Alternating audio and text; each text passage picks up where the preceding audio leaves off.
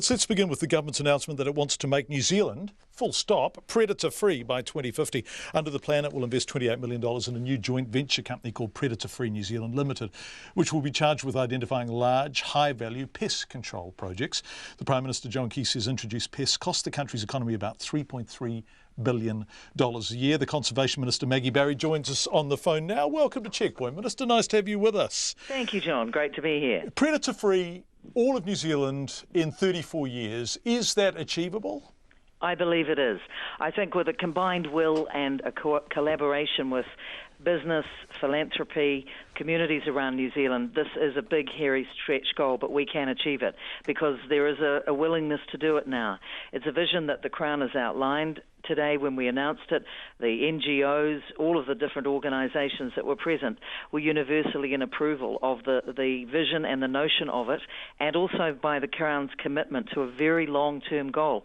Not something a government normally does, but we feel that this is such an important issue led by the Prime Minister today, and we will work across Crown to make it happen. Can we talk about funding? If we go back to the budget, if we go back to some discussions that were taking place with you in May, so a couple of months ago now, in fact almost exactly 2 months ago, there was a suggestion that DOC is underfunded.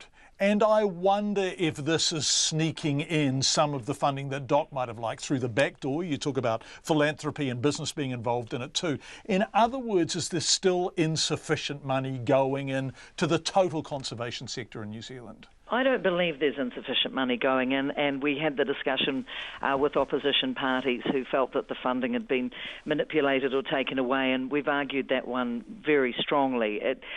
DOC is a great organisation. It's well funded. We have nothing to apologise for, I believe, in getting business partners and philanthropists and others engaged in the process. No one government department, no one government can provide all of the money that's required to do all of the work that we want to do. For Battle for Our Birds, which I announced last Thursday in Queenstown, we have $20.7 million of new money.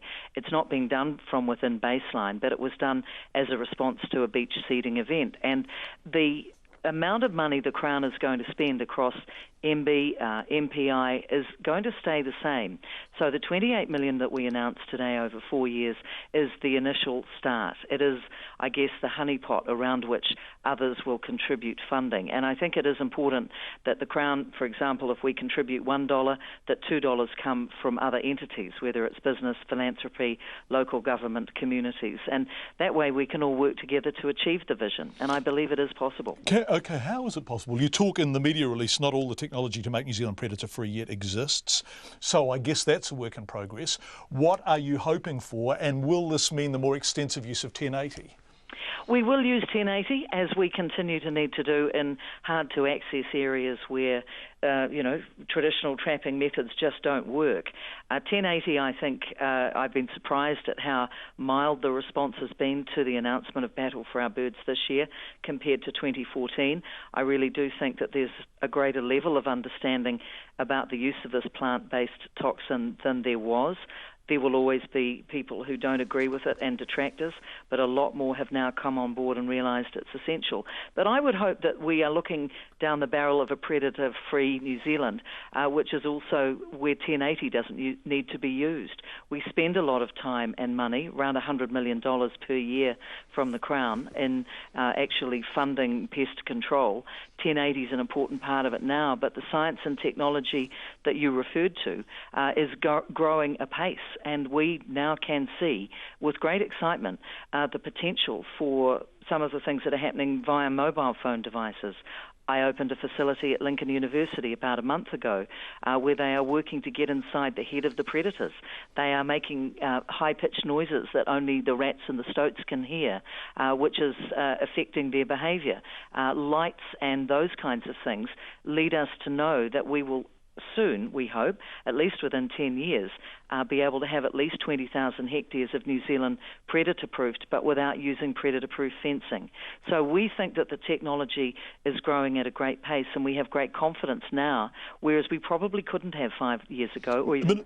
Minister, if we come in, sorry, can I come in there? Because that 20,000 hectares predator-free without the use of fences is a pretty bold ambition, and obviously an admirable one. Have you an area in mind? Where do you think you might first be able to achieve that? There are a couple of places they're working on it at the moment around New Zealand.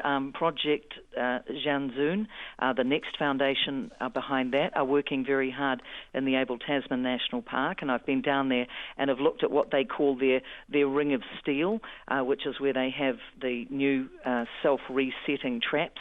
Some of them reset up to 24 times. The Holy Grail, I guess, is 28, and people are working on 48, and people are working on that. But it's happening already in parts of New Zealand. You can fence off either with physical fences, predator-proof ones, which are really expensive, or with traps. Once you've got rid of the pests, you can keep them at bay by using the traps, and that's what I'm doing this year for Battle for Our Birds. And we are working in collaboration with Cape Sanctuary as well. They are doing great work by keeping predators out once the initial rodent population and feral cats have been knocked back. Minister, we've just received a bit of feedback from a guy called Richard Croy, a listener called Richard Croy, and he said, John, please ask the Minister about an 11% cut in DOC funding since 2008. That's inflation adjusted. There is a sense that you've squeezed, well, not just you haven't been the Minister the entire time, but that the government has squeezed DOC tight. And is this a response, an implicit kind of shy response, an acknowledgement of that? Not at all. I do resist entirely the idea that DOC is underfunded. Crown funding for DOC has increased by 13% since we came into office. The amount of the DOC operating budget that's funded by the Crown, and that includes successful budget bids, Kiwis for Kiwis last year, Battle for Our Birds this year, increases. So the Crown funding's increased from 281 million when we came to power in 2008-9 to 318 million. And that is not a reduction by anybody's standards. Yes, we work with philanthropists. Yes, we welcome business partnerships. But that is not a bad thing. We all work together to achieve objectives and outcomes, including making New Zealand predator free by 2050. Conservation Minister Maggie Barry, thank you very much indeed for joining us.